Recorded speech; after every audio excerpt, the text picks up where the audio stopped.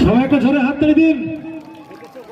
সুন্দর খেলা হচ্ছে, সবাই কিন্তু সেরাটা দেওয়ার চেষ্টা করছে। বল মাঠে প্রবেশ করো, বল দিয়ে দাও।